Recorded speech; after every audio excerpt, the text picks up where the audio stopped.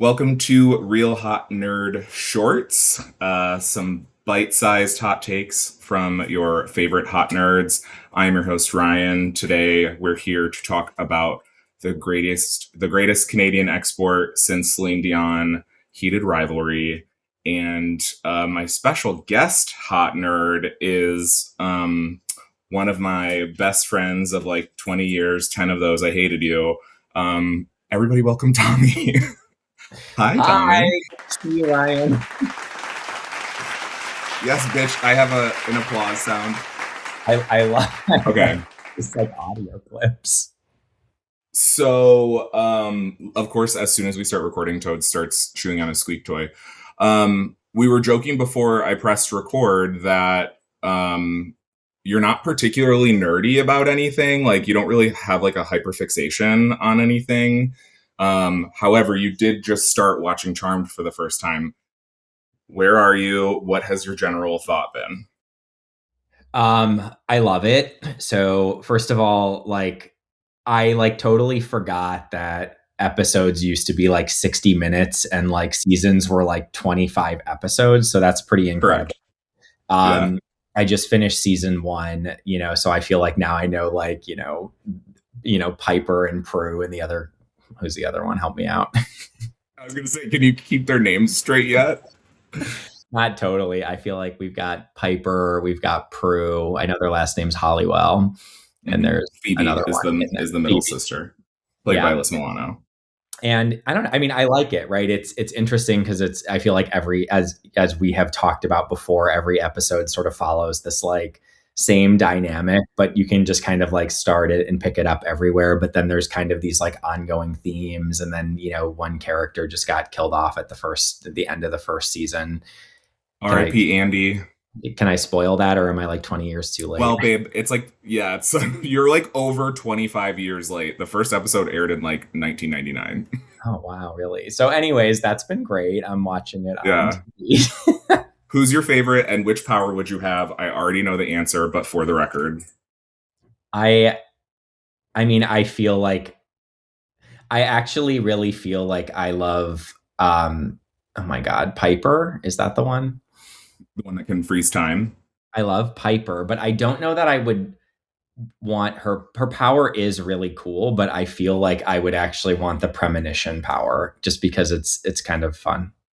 That's kind of what I had a feeling you would say, specifically about premonition. But I feel like you would most personality identify with Prue, especially because she's the oldest of three siblings. Oh, 100%. Yeah. I mean, I And like you're that a cold-hearted bitch. I like that fast forward where she owns she's like, they went 10 years into the future and she's Yes. like got, or Bucklands and Yes. Good job. every time. So I'm like, yeah, great. Fantastic. Way to go. She also, the gag of that all is that like flash forward was like the year 2008. So that's what they thought 2008 was going to be like. I'm hearing, and she owns tons of them. Uh, she's actually dead. Shannon Doherty died. I did hear about that, and now you made me feel bad. I need to look up her sign, but I feel like the character of Prue is absolutely a Scorpio. However, what do you know about the future of Charmed? Like, what do you know? Do you know anything? I mean, I know that there was some beef between Shannon Doherty and Alyssa Milano.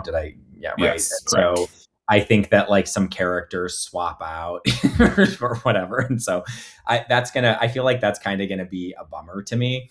But I don't really know anything. I mean, I know it went on for like 8 or 9 seasons, and so I feel like I've got a long time ahead of me. But I've kind of been watching an episode every night. So, yeah, I think that's a fair summation and a good point that there are a lot of episodes. I will tell you there are quite a few stinkers. There's a lot of filler.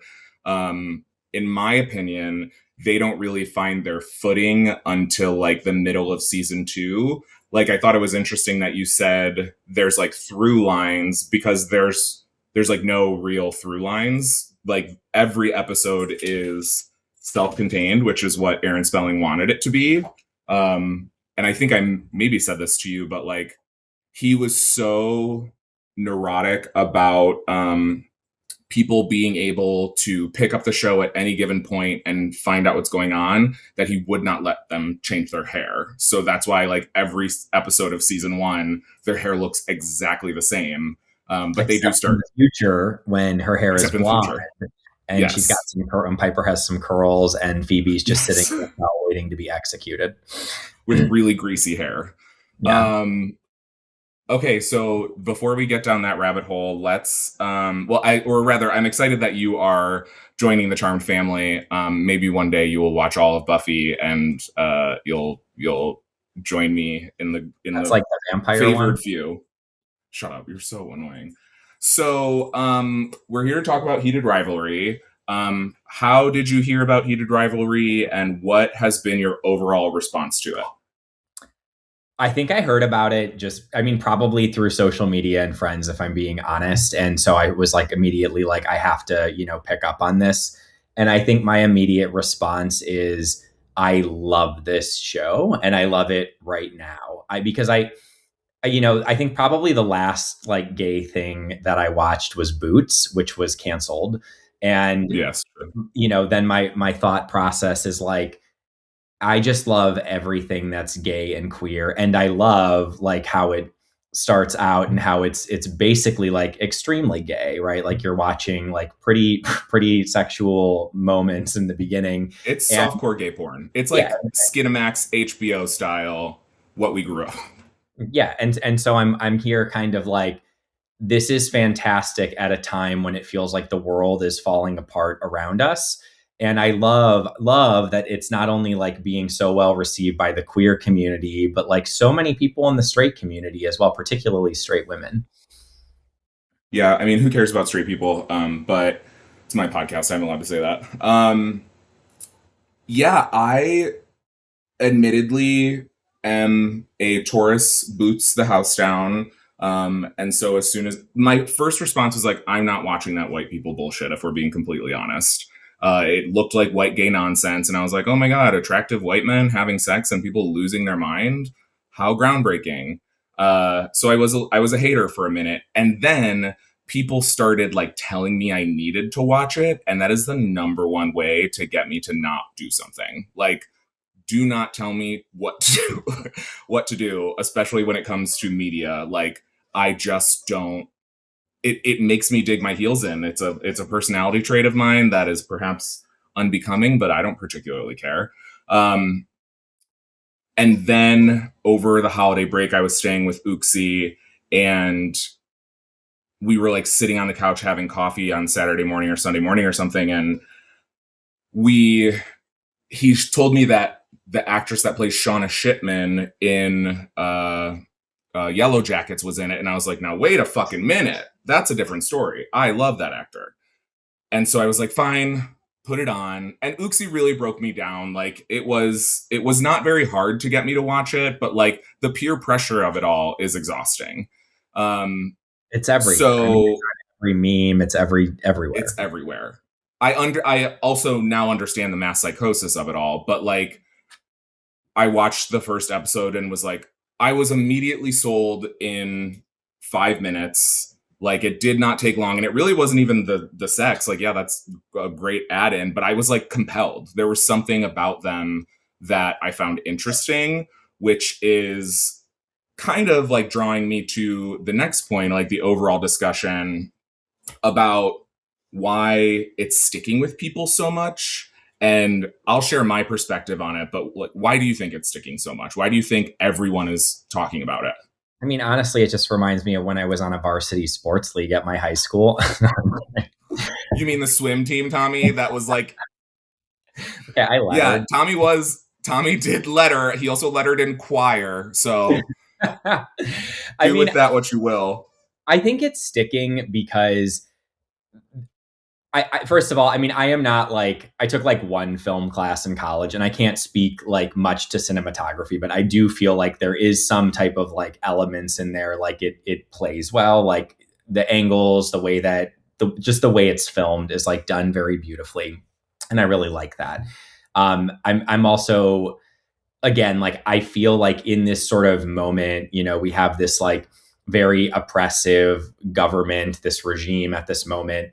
and everything kind of feels like shit on the outside world, and we're looking at this like, I don't know, really like beautiful story that is sort of complicated, and it's got all of the elements, right? Like you do have these like steamy moments, but you also have these moments of like what it's like to come out, and sort of hyper focused on what it's like to come out within like a sport, you know. And then that's, again, that's not really something I know anything about, but the story is is good to me, because you start to like the way that I guess really to kind of put it into a sentence or two, it's, I love the way that they like hone into these people have these like big sort of celebrity lives as it like NHL players, but it feels like very intimate. And I think the director does a really nice job conveying that. Wow, that is a perspective that I had not. It is extremely intimate, and it makes you feel connected to it instead of like you are observing it as a viewer. Like it makes you feel more like you are almost like a fly on the wall of their love story. And I want to share a quote from my friend David, because it really resonated with me and why it stuck with me so much. He said it mirrored my experience from my youth with his now husband. He said if you remove the celebrity aspect and shrink the timeline from 10 years to 6 to 12 months, I remember those sweet moments of touching feet when no one was looking, or the fear that someone would find out, secret rendezvous, raw emotion and self-discovery, nostalgia, and some of the most important moments of my life, a true gay experience on screen that actually felt like something I lived. Like, that is exactly why it landed with me. Like, I agree on all the things that you're saying, and in fact, I'll kind of uh, use my favorite word of the last 2 weeks, which is yearning. The yearning that is portrayed, that is something that is experienced by people of any sexual orientation, any gender. But to be a person who is socialized as a man and have an attraction to another man, which already flies against, sort of the most dominant social norm. And then you add the layer that like affection between men is never even appropriate. And then for them specifically, not necessarily for us, but for them, the next layer of competitive sports, which have like this new layer of hypermasculinity. And so that is a very unique experience that many of us had. The reason I asked you to be on was because I felt so connected to them from what our experience was coming out. And obviously, like, you're in a beautiful, happy relationship and I am divorced. But, those things don't impact what we experienced as young people. Like, even though, yes, it got messy, as it probably will for Ilya and Shane, like, for the time period that we were like figuring it out, all of it, like our own experience and then how we were experiencing each other, it is just so sugar coated in my mind. It's like, I remember that there was sad stuff, but like, who gets to fall in love with your best friend and then have this life experience where you come out together is like, I don't know, like when he kissed him on the ice, and when, when Ilya says he's going to the couch, there's like a 60-40 chance I'll cry while we're talking. But it just was so beautiful. And then of course as a viewer, the fact that you're always waiting for the other shoe to fall, especially because it's queer characters, and it doesn't. And you just get these two men driving home together, looking at each other in love, is like, it was so remarkable. And so like, I kind of wanted to just reminisce with you for a little bit about like what you remember. I think this is like 20 years since we came out. Didn't we agree it was like 2006? I think that, I mean, yeah, 2006 sounds about right.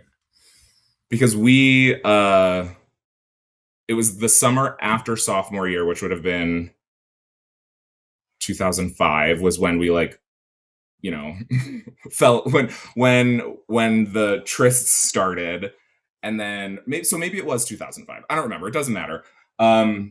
But it is fucking crazy that it's been that long and that we are still in each other's lives. Um, so when it comes to the parallels, true or false, we did not like each other. I think in middle school we did not like each other, but I don't know really why. I think I just thought you were like very popular and very cool, and I wasn't Well, going to be that way, and so well, therefore, you're still not wrong. I wasn't going to be liked or something. I don't know, but yeah, I You don't think know, we I have, were initially.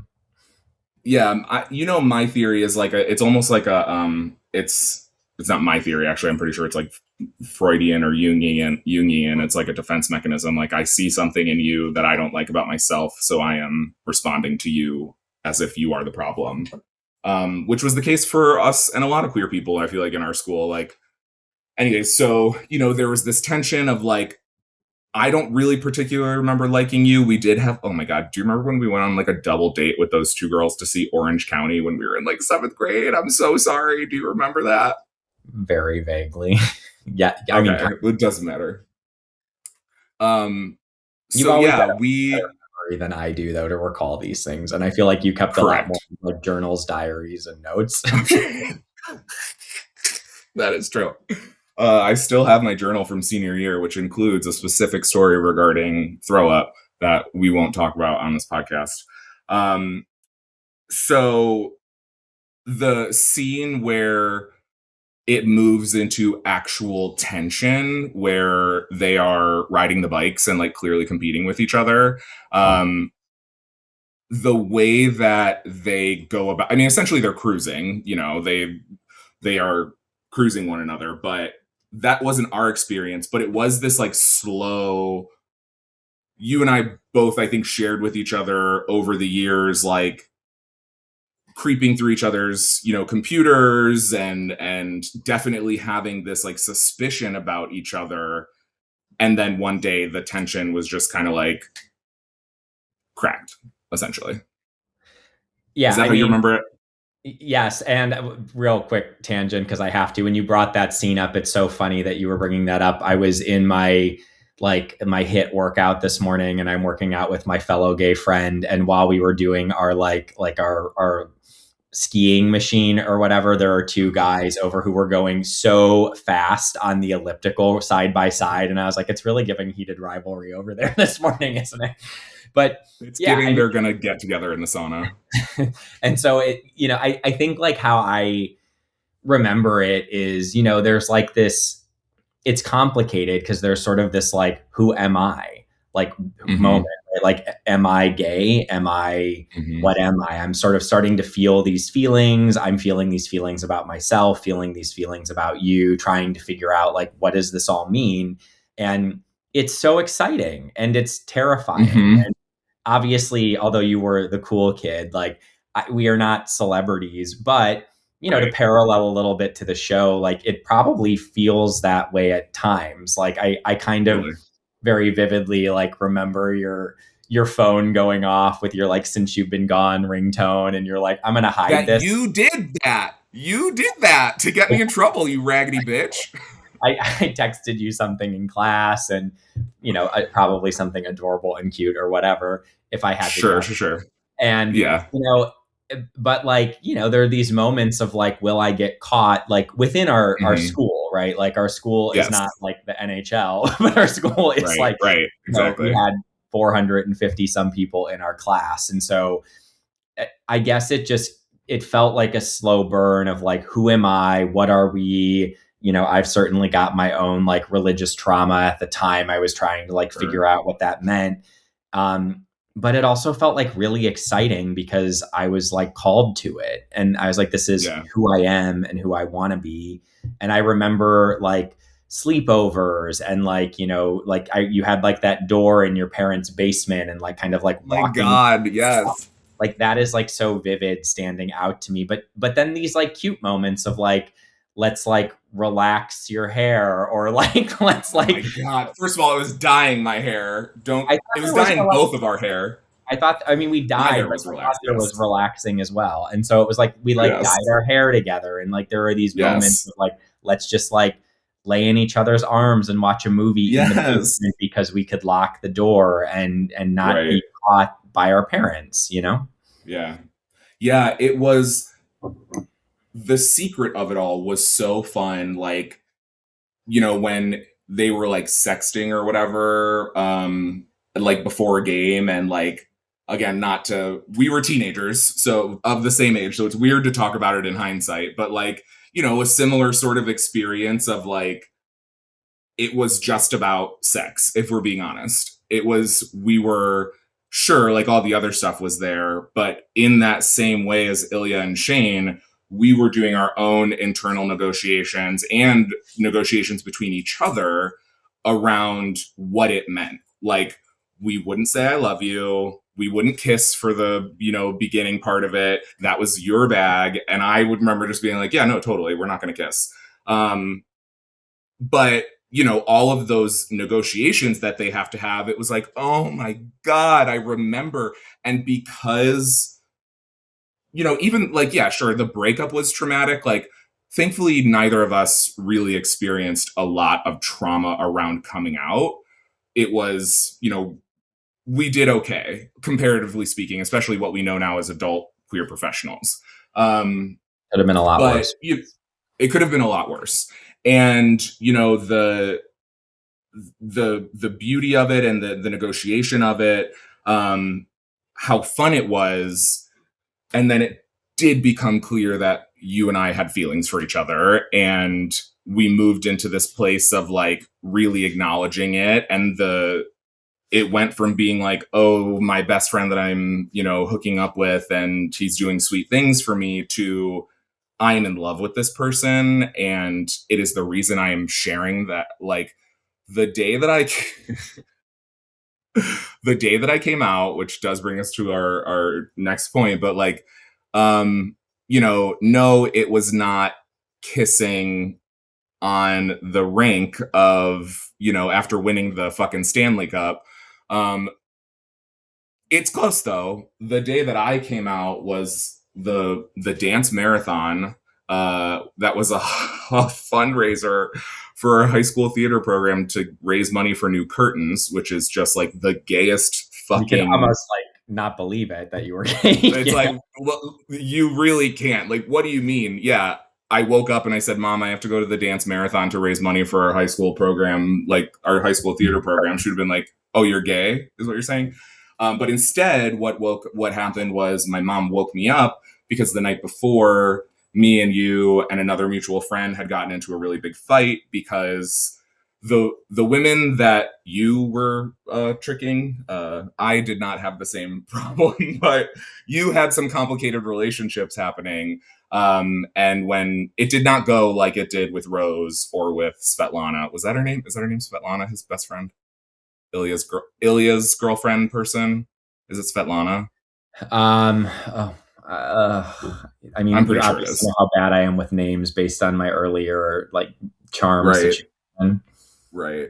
It doesn't matter either way, but like, you didn't have as good of it. It eventually worked out. Hey Jenny, shout out.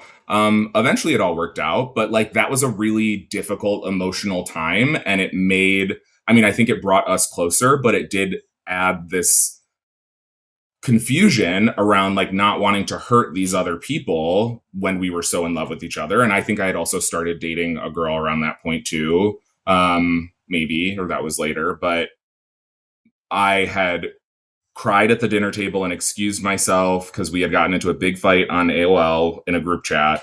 And my mom woke me up the next morning and said, like, you're not getting out of bed until you tell me what's going on. And I just like cried into my pillow and said, like, I'm in love with Tommy, and, all this other mess that was happening. And my mom said she knew it, or she thought that our friend was pregnant. But that day, I showed up to the dance marathon just emotionally. I'm sure I cannot imagine how dramatic I was being about all of it. But like a good boyfriend, and like Ilya does, you went to my house to talk to my mom. What do you remember about that conversation?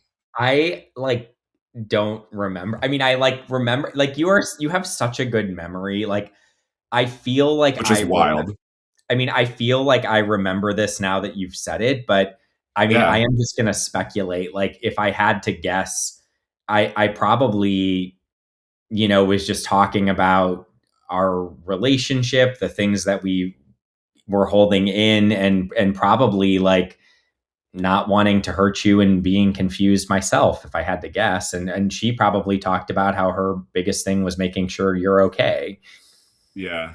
Well, I can't. I'm like devastated that you don't remember this, but I hope me saying you said you would convert to Judaism, which I was, am now dating a Jewish guy, so there that may which still be. is like, I mean, it was almost like you had a premonition, but it was about the wrong relationship, Phoebe. Um, so yeah, you kind of like went and like not asked my parents for permission, but like I don't know. I'm so curious. I don't know that I ever asked like what compelled you to do that, and I can't imagine that you remember at this moment, but that was like such a wild place because you did not tell me until after, and I was still at the dance marathon, and you went and came back. This I remember like it was yesterday. Like it's insane. But do you remember what compelled you to go? I mean, I don't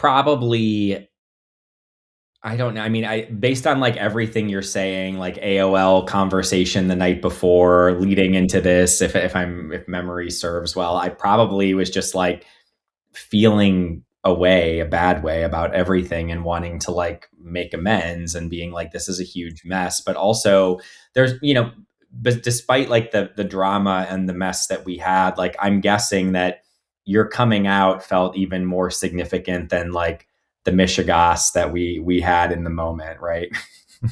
and Sure. Yeah. I don't know. I mean, I think it's a big moment. And I think I mean, if I had to speculate, I probably just wanted to make sure that your parents were okay with you being gay and that it was going to be okay. Okay, so what do you remember? What do you remember about your coming out? Because I don't remember which one of us did it first, but wasn't it almost very, it wasn't I'm coming to the cottage, but it was like I came out and you came out pretty shortly thereafter. I just remember I came out to my parents separately. I was watching Desperate Uh-huh. Housewives with my mom, and I said, I have something to tell you. And she said, as long as you're not gay, honey. And God. obviously, I was gay. And that's how that went with my mom. And then I think with my dad, I was like, hey, my parents owned a restaurant. And so I like pulled him aside to the back booth and was like, I have something to tell you. I'm gay. And he was like, his first question was basically like, had I ever like, been with a woman before, as though like that would sort Sure. of solve this. And after he sort of processed that, then he was like, okay, no more sleepovers with your guy friends, right? Oh my God. And then he still let us have sleepovers. I think he still let us have sleepovers. And And so obviously your mom like came around. yeah, I mean, I think for a while she still, said things like your friend or, whatever. But, and Hmm. it was very interesting. Like for a while, I didn't talk to my dad like the first few months when I went to college. And I later found out, like many, many years later, he went to like 4 or 5 therapy sessions, which shocked me. And so the last therapy session, the woman was finally like, you didn't do anything wrong. This is just how your son is, and you have to accept it. And that's Yeah. life. And yeah. Wow. I don't think I knew that. I don't think you ever told me that. Big Yeah. ups, big time. Yeah. Yeah. I mean, and that's, I don't know. And it's like, I'm like, probably another time in another place, but just reflective of like the stuff we've gone through. Like both of the parents we're talking about are no longer with us anymore, which is like Right. another thing that we've gone through, like albeit separately, but, still Yeah. there for each other. Well, and I think that I use the expression we're bonded at the soul. Like that's you don't go through that kind of thing with someone at such an impactful thing with someone. Like if we were straight, we probably would have like had a kid and been, angry 20 something, if we if we were straight and one of us was the appropriate gender, we would have followed, I think, a very traditional suburban high school sweetheart because there's a couple high school people that are still together. But all of that is to say, like, it was why it felt so good, why it feels so good to like reflect on it in the context of Heated Rivalry is because, like, I mean, for me at least, it re-cracked open the fact that I am like a super hopeless romantic. Like, not that that show was particularly like Heated Rivalries, the skip of it all, Scott and Kip, like, yeah, that's super romantic. Oh, adorable. Ilya and Shane are super romantic too in their own way, but um, I'm like, I want to be in love again. I can't wait. This, like, that is what I want. And it made me think back to being like 17, and you were a sweet boyfriend, for again, for as shitty as you were eventually towards the end. You did a lot of really sweet things, and I felt loved I felt chosen in a way that I think we see with Kip and Scott when he calls him from the stands. Like, you went to my parents. You stood up for me when I got kicked out of choir class for screaming at the teacher. You were always kind of that, like, I except for when you didn't, I did often feel chosen by you, and that was like that's such a beautiful thing to experience as a queer person at such an early age. And I think that also, that feeling that it brings up, I'm like, oh my god, I'm like 17 again. I want someone to show up at my house with a really shitty happy birthday sign on a poster board with one balloon taped to each corner. Okay, my art hasn't gotten much better, but you know, Yeah, it while was like your Sunfire idled in the fucking driveway next door. playing some Spice Girls or something. But you know, I Wait. it's Okay, sorry. Go ahead. oh, Sorry. no, you go. Um, that was another thing. The music within it. So the song, "I'll Believe Anything," that 100% would have been on an ambiguously gay duo mix. A lore background story. When we were in high school, it was the era of burning CDs. It has always been a love language of mine to create playlists of music for people, but uh, for the brief period of time when we were just kind of like, ha ha ha, those guys are definitely gay together, before we were actually gay together, we referred to ourselves as the ambiguously gay duo. And we started making mixes back and forth for each other that slowly but surely became these like dedications of love to each other. Oh, it was so, More that volume song. than now. Yeah. Yes. Oh, honestly, we would have outsold now a long time ago, but um the music, that "I'll Believe Anything" feels like it belongs on an early AGD mix, like when we were teenagers. I mean, the music was great, like loving. I mean, All the things she said. the club scene. Okay, that is another thing. Do you remember? There's no way that you do. Of course you don't. Senior year homecoming. Um, both of the last women that we dated were queer, which I think is like a whole Yes, other there's so many parallels. theology. There's also several of the women that I dated are queer, which is neither here nor there. But I wish I could. Maybe it was like "You and Me" or something, some 2006 ass song. And I was dancing, and you were dancing with someone else, and we kept looking at each other, and it was like very all the things she said, except, I So mean, it could have been we all the had things she all said. the It was, things she said moment. See, and this is like, we did. wait, was this and where was this at school? Yeah, this would have been in the gym. I remember, I remember kind of what I was wearing, just because I remember the pictures that we took, like at school, like the background, because it was not a real formal. It was like a high school formal. It wasn't like prom or anything. Um, but yeah, the I final, remember like taking women to like dances, but then like yes. knowing I was gonna like sleep over with you afterwards, right? Oh, that was like such, I really had not thought about that until you said that. But yeah, that was a I'm like actually blushing a little bit. Um Like that was it definitely, was such a secret because it's like we did not want yes. this thing to be exposed at this time. Like it's Yes. not it did not feel like hopefully how it feels for young people today to be like more comfortable being out.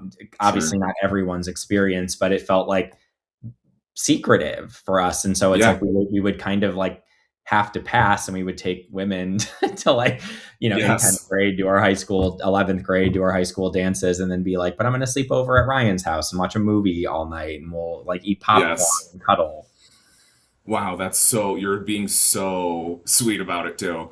Um, okay, so last thing, you are dressed like you're coming to the cottage. Um, what I there are a couple of memories that we had that like as soon as we got the cottage episode, I was like, oh my God, I remember that feeling of like wanting to be able to experience what it would be like to actually be together.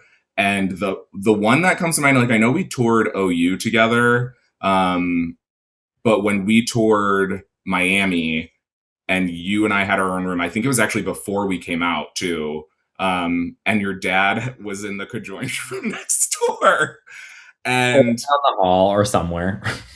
oh no, I'm pretty sure he was like next door because it was very Scott Hunter's next door, because we like had to make sure that the conjoining door was locked. I mean, I like specifically remember like my dad being like, "Oh, like why do you want a separate room? Why does that matter?" Because I like it's just like there's, like you guys can get a bed, I'll get a bed. I remember in the morning, I think you were like, because we obviously like slept in the same bed, and so you were like, Yeah, we should like make sure the other bed looks messed up, so your dad thinks that we slept in separate beds. Like it yeah. did feel like, I mean, this like probably like Wow. shitty hotel on Miami University's No, it campus. was like the Miami University Inn. It was like, you remember the OU Inn? It's like the hotel affiliated with the school. Okay, this nice We hotel. must, It was very nice. yeah, Hotel felt like this sort of like moment. I mean, there did feel like this sort of like omnipresent parent thing in like ethereal yeah. around, but it did feel like once the doors were locked, like we kind of had this like Mhm. vacationing moment, and it was like our Yeah. cottage moment. It was the cottage. Yeah. And the last thing I think that I feel like was a parallel was we were both also at sort of the like I feel like you knew that you were I feel like I was more aligned with Ilya where I was just like, yeah, I still think I like women, whereas you were kind of like you were sure you were gay and I was not sure. And there were some moments like I think you wanted us to go to prom together or like a formal together, and I was like not fucking ready for it. I remember reading the note in study hall, and I think you maybe gave me an ultimatum, which is That so sound like dramatic and Scorpio. It sounds so Scorpio, so that checks out. Um, so yeah, that was another parallel, and then there was one that you just added that I promise I never even considered. so yeah, I mean, I was gonna say like there's this really beautiful. I think one of my favorite scenes is episode Oh 5, where yes, Ilya is having this conversation in Russian to Shane, and yes, he's talking to him right about for 5 minutes in sort of Russian, and obviously Shane doesn't understand, and he's just saying like, "Here's everything on my mind, and I love you, and all this stuff," and it's so beautiful, and I guess I was just kind of thinking like for so long you wanted to be a Spanish teacher, and like I it's feel like true. you would often sort of do like cute things in Spanish, I don't know, like it would sort of That does also sound like me. yes, and I feel like, I mean, I can't say how good my Spanish is anymore or was back then at that point, It but was not good back then either, babe. it was probably horrible, and I will spare everyone from that now. But it's like it just was like this really sort of, I don't know, it just something about it felt like because it allowed him to be vulnerable, which I don't know that he Yes, was up until that moment. But he's like, I'm going to do this because I can do it, but he won't understand it, and right. it's just beautiful. I think being able to say what you really want to say and not worry about anyone else understanding. Granted, he was in Russia speaking Russian, so it would have been a different story. But like, I that does kind of like elicit a familiar feeling of like I feel like I probably tried to out Spanish you or something and like share some feelings with you or something. Not as beautiful as Ilya's monologue is, but um I that the foreign language aspect does kind of elicit a familiar feeling. So um, let's wrap it up so we're not too long. It's supposed to be short, but what do you think 17-year-old us would have thought about Heated Rivalry? I think I think it would have been amazing. I mean, it's so interesting because it came out now at a time where I do feel like we're way we've moved along in the world of progress. We still have a lot of work to do, but like, I Yeah, mean, back then I was looking for anything. We had like Degrassi, and I remember my mom's right. friend at the time saying like, "Oh, that's so gross that they would put gay characters on it." Like that's what I like heard in the background. Yeah, And now to see that, like I remember getting my first box set of Queer as Folk DVDs that I would watch on my lifeguard breaks, right on my laptop yes, that I would carry with me, and that was yes. groundbreaking at the time because the media wasn't there in the way that I mean we had like Will and Grace to some extent, but it wasn't like Even it that. wasn't what this is. And so I think 17-year-old us would have loved it. I mean, it's just Yeah, you can see yourself in someone else's story, and that's a beautiful thing, and we need more of that. yeah. Um, I agree. I think 17-year-old us probably would have been, to be frank, super horny for it. I think, like, I specifically remember discussing the sex scenes in Queer as Folk as teenagers and, like, the impact that it had on us. But, like, I think the feeling that I had, the way that I get so emotionally invested in this, it reminds me of, or I guess a better way to say this, the strength of the emotion that comes up reminds me of when we eventually like broke up. Not to be sad, but like I remember going to Iggle Video, which is like a shared psychotic, like, no, that was not real. That was not real. It couldn't have been, but it was. We went to I went to Iggle Video and rented Moulin Rouge by myself and watched it in my basement where we would have sleepovers and just like sobbed. And this show, the way that it can bring emotion out of me, like Buffy does that to me, I'll be honest, but not a lot of shows can really get me just like to the nerve. And so I think back then I would have had a similar response too. I don't know that I would have been able to emotionally handle all of that. I would have like wanted you to confess your love for me like in the middle of fucking Royal Harmony or something. But um do you have any hopes for season 2? Shut up. Put that down. Oh my god, I didn't know that it would do that. That's so funny. Always the Um eternally good boyfriend, right? Um, exactly. do I have any hopes for season two? I mean, I Have you love read the this. books? No, I haven't read the books, and I feel like they're sold out everywhere from what I've heard. Totally. I don't know that they anticipated it would be like this big, and so, anyways, Right. need to find the books. Um, I really love the Kip and Scott story, and I feel like I mean I would like love more to that. I don't really know. I feel like it seems like some years passed in between there. I mean, I'm like the time always confused me. Like I feel like we're Yeah. hopping. So it would be cool to get more of that story. Would be like one thing that's interesting to me. I'm curious how, in season two, if it's going to be more about like coming out and like reception to coming out and what that's like. But I just really like these kind of intimate moments that this creates. And so even though they're these like big celebrities within their sports world, they still like do a really nice job, like just kind of like honing into the two of them. And I want to continue to see that because I think it's sort of it it helps change hearts and minds, and I think we need that right now. It's not it does. I mean, I know. I mean, it's not just, Obvious, yes. but it Totally. does. And I'm only rolling my eyes because it's such a talking point and it is correct. There are also a lot of things that need to be addressed about the show, and like if I see another cis white gay boy talk about the importance of representation, like bitch, that's not representation, that is visibility. There are two different things happening there.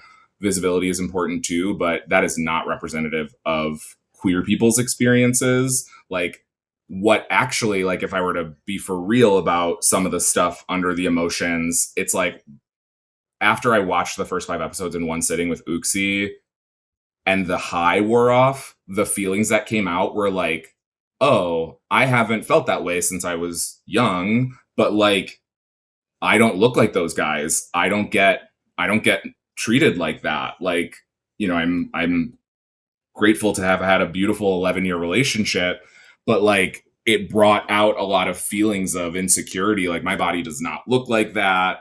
It's, the other stuff that is inherently kind of problematic about the show that is substantially less important than the good things about the show, which not all queer media, not all queer media that centers cis white gayness can say that. And so I think my hopes for season 2, I'm really curious to see, what the actual not fallout, because I don't want to assume it's bad, but like what the repercussions of them choosing each other come out. Like I loved Shane's I've got a plan, here's how we can be together. That also felt very familiar. But was like, no, girl, let's get these sponsorships, which took me down. Incredible. I was going to say my Absolutely. hope is that he gets every brand sponsorship with his mom. Like, It's like, hey, absolutely. we're going to Yuna call has it on lock. Yuna has it on lock, I promise. But yeah, that I think that's a great place to wrap it up. Thanks for agreeing to do this and for the trip down memory lane. If anything, it makes me feel really lucky that I watched that show and I was like, my first queer experience was like that. It was safe and beautiful and intense and life changing. So, thanks, TJM. Love you for that. I'm really glad you invited me to do this. I don't really get to do a lot of podcasts, honestly. And so and it's, I don't know. I feel like for me personally, I spend a lot of time just like thinking about the future and I don't spend a lot of time thinking about the past always. And so Yeah. it's really like nice to like take a step back and be like, okay, what was it? What was coming out like? What was it like coming out with a best friend who was my boyfriend, who I love, and love today, right? And so it's beautiful. I don't know. It's a really special thing. Yeah, you are also low key giving Scott Hunter vibes with the beard and hair, so that's working for you. Um, but yeah, We all thanks a deserve bunch. sunshine. What'd you say? We all deserve sunshine. Oh, don't. You bitch, don't. How are you going to do me like that? I just said that should have been on like one of our Confessions of Love album. And you're going to be like, oh, you deserve sunshine. Okay, shut up. Okay, thanks I just gotta for go get a listening. smoothie right now. Yeah, shut up. Go to your cute boyfriend with the great butt. Anyways, love ya. Love you. Thanks.